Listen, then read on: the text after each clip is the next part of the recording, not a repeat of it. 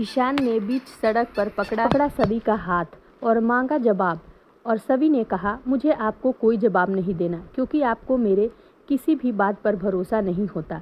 ईशान ने सभी से किया खास वादा। जी हाँ दोस्तों, सीरियल गुम है किसी के प्यार के आगे आने वाला एपिसोड बहुत ही कमाल के और मज़ेदार होने वाले हैं, क्योंकि आने वाले एपिसोड में आप सभी देखेंगे कि जिस तरह से सभी कॉलेज में पुलिस बुलाकर राव साहब के खिलाफ जंग का ऐलान कर देती है और वो ये चैलेंज कर देती है कि सच्चाई का पता लगाकर ही रहेगी।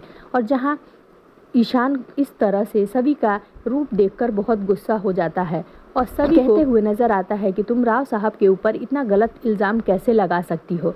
लेकिन सभी कहती है कि मैं इल्ज़ाम नहीं लगा रही हूँ, मैं सच बोल रही हूँ। लेकिन असल में ईशान को सभी की बातों पे यकीन नहीं होता। इस बार भी सभी हमेशा की तरह सही साबित होने वाली है, लेकिन उससे पहले ईशान सभी से जवाब मांगने के लिए उसके पास जाता है और रास्ते में सबके सामने उसका हाथ पकड़ लेता है और उसे कहता है कि आखिर क्यों सभी, तुमने ऐसा क्यों किया? तुमने सबके सामने राव साहब की इतनी बेइज्जती क्यों की? तुमने राव साहब पर इतना बड़ा इल्ज़ाम लगाया।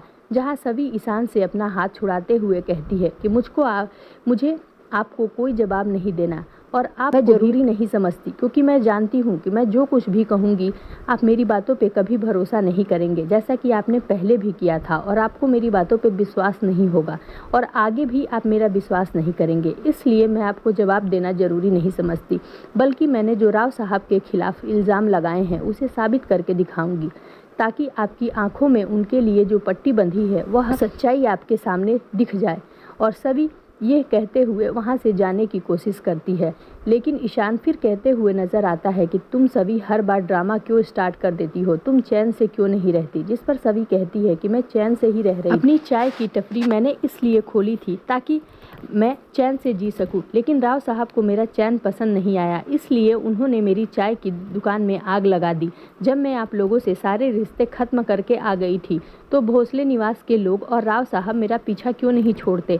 इस तरीके से सभी की बात ईशान सुनता है तो उसके पैरों तले ज़मीन खिसक जाती है और ईशान को वो याद दिलाती है कि आप हर बार मुझे गलत साबित करने की कोशिश करते हैं, और लेकिन सच में बोलती हूँ और हमेशा सच्चाई की जीत होती है और आपको हर बार मुंह की खानी पड़ती है। जिस पर ईशान सभी से कहता है कि अगर इस बार तुम सच साबित हुई और अगर तुमने जो राव साहब पर इल्ज़ाम लगाए हैं अगर वो सारे इल्ज़ाम सच हुए तो सभी यकीन मानो जो तुम कहोगी वही मैं करूँगा, लेकिन अगर गलत साबित हुए तो उसका इल्ज़ाम तुम्हें भुगतना पड़ेगा। जिस पर सभी ईशान का चैलेंज एक्सेप्ट करती है।